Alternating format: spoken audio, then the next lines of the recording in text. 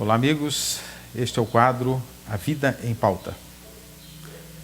Você já se perguntou, já teve alguma dúvida, algum questionamento a respeito da justiça divina? Todos nós, de alguma forma, em algum momento, sentimos alguma dúvida, algum questionamento a respeito de como funcionaria a justiça divina. Constantemente estamos enfrentando dificuldades na vida, enfrentando desafios, sofrimentos, angústias, e nestes momentos, por certo, algumas vezes, em cada um de nós deve ter parado a dúvida: Deus é justo? E ainda essa dúvida pode ter ido além: Deus existe? Porque é-nos difícil ainda conciliar a justiça, o amor e a bondade divina com as nossas aflições. E isto geram algumas dúvidas, alguns questionamentos em determinados momentos. Quando bate alguma dor, alguma dificuldade, gera-se dúvidas. Como conciliar a bondade, o amor de Deus com a nossa situação, com os nossos tormentos, com os nossos conflitos? Para explicar isso, no decorrer dos tempos, lá bem mais atrás, nos tempos da humanidade, criou-se uma ideia de céu e de inferno, porque não era possível misturar as pessoas que praticavam o bem com as pessoas que praticavam o mal. Então era necessário separá-las. E criou-se a ideia de céu e de inferno. Mas a ideia de céu fica fácil de conciliar com a bondade e o amor de Deus. Mas e a ideia de inferno? Como conciliar com a bondade, com o amor divino, com esse pai que ama, não pune, não castiga, não segrega seus filhos? Como conciliar isso?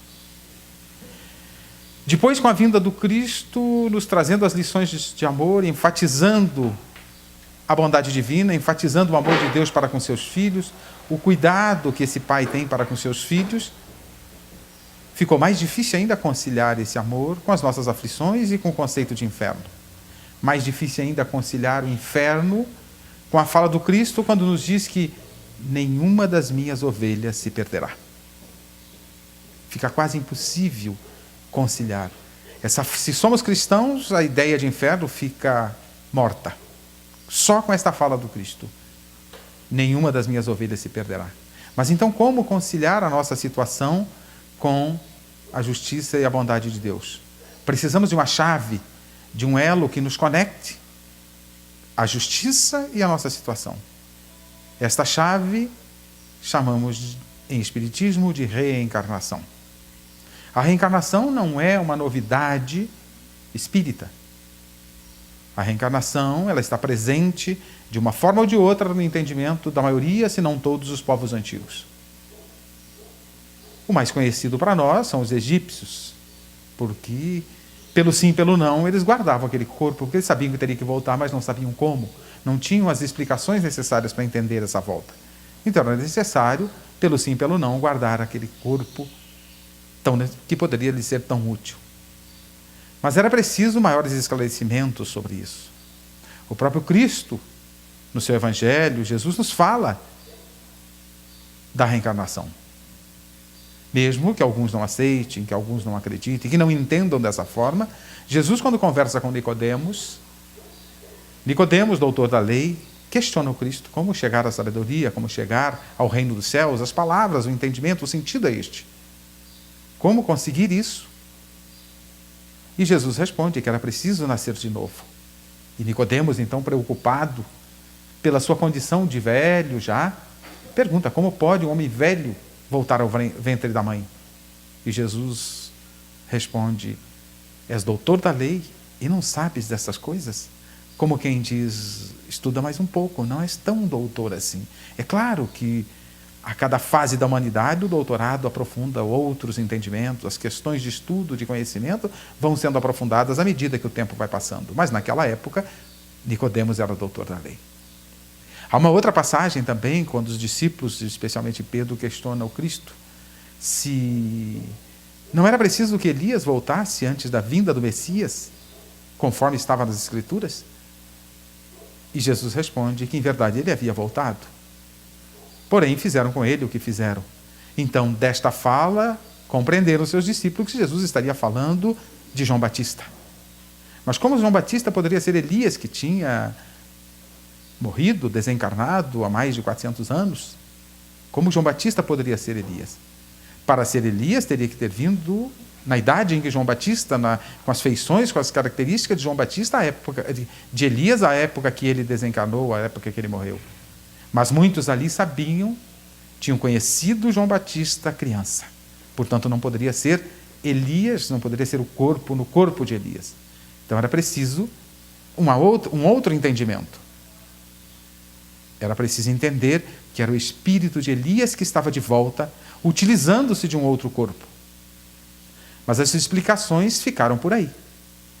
Era preciso o aumento, o crescimento da humanidade um pouco mais para que novos ensinamentos chegassem.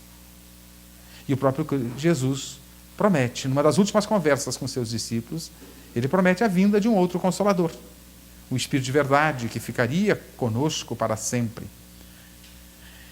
Especialmente para duas grandes tarefas: relembrar os ensinamentos de Jesus.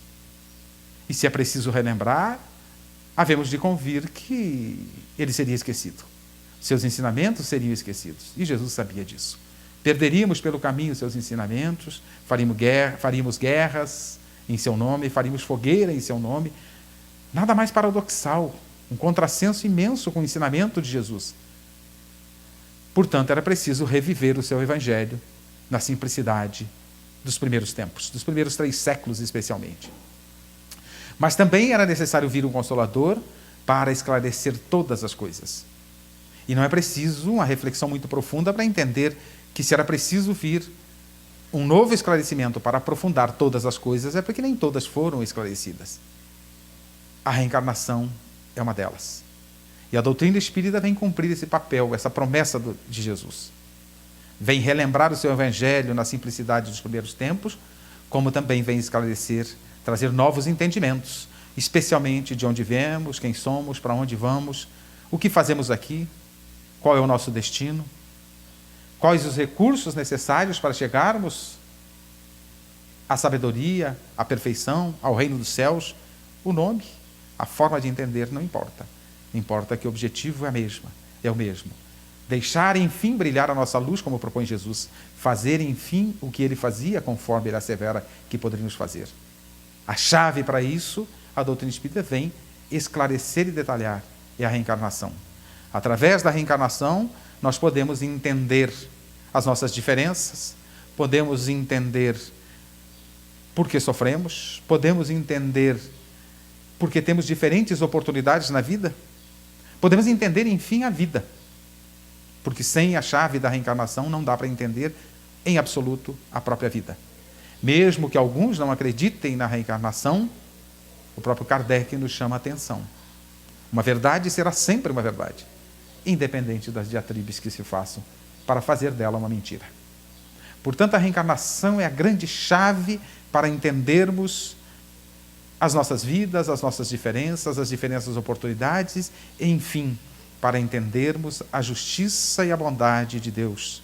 O amor de Deus para com seus filhos é a chave, o elo de ligação para isso se chama reencarnação. Então é importante que aprofundemos para estabelecermos objetivos de vida, para estabelecermos metas mais apropriadas em nossas vidas. É preciso que entendamos sobre nós, o que fazemos aqui, de onde viemos, temos que voltar, não temos que voltar. A reencarnação passa a ser a chave. A doutrina espírita nos traz lições maravilhosas, esclarecendo muitos assuntos que o próprio Jesus não esclareceu, e conforme a sua própria promessa. E uma das chaves mais encantadoras que nos traz a doutrina espírita é a orientação e a explicação sobre a reencarnação, como uma grande chave para entendermos a bondade e o amor de Deus. Para isso é preciso aprofundarmos o entendimento, em todas as áreas, e especialmente nessa, porque trata diretamente do nosso interesse na direção da nossa caminhada, na direção da busca da nossa felicidade. A reencarnação, esclarecida e detalhada pela doutrina dos Espíritos, facilita o nosso caminhar. Fica mais objetiva a nossa vida, as nossas ações ficam mais objetivas na direção de nossas metas, de metas maiores, de metas mais profundas que precisamos definir no nosso caminhar.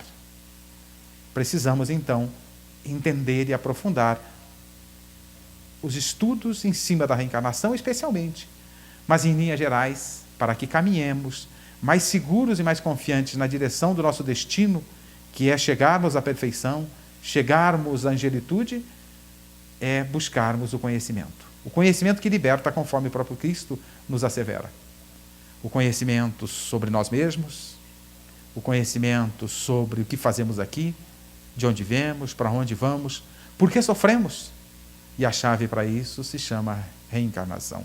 É claro que sabemos por que sofremos na fala do Cristo. A cada um, segundo suas obras, já direciona o nosso entendimento nessa direção. Mas para aprofundarmos um pouco mais, para estabelecermos objetivos mais precisos em nossas vidas, é preciso compreender com mais detalhe a nossa estada aqui, as nossas voltas aqui, entendermos mais profundamente que somos espíritos de muitas romagens aqui pela Terra, de muitas passagens. Já estivemos aqui muitas vezes e trazemos uma bagagem imensa em nossos ombros, uma responsabilidade imensa em nossos ombros. Só a reencarnação para explicar isso. Se você quer entender um pouco mais, compreender um pouco mais a sua vida, estude o Evangelho, estude Jesus, estude especialmente Kardec com a doutrina dos Espíritos. Continue assistindo o nosso programa Espiritismo em Palavras Simples.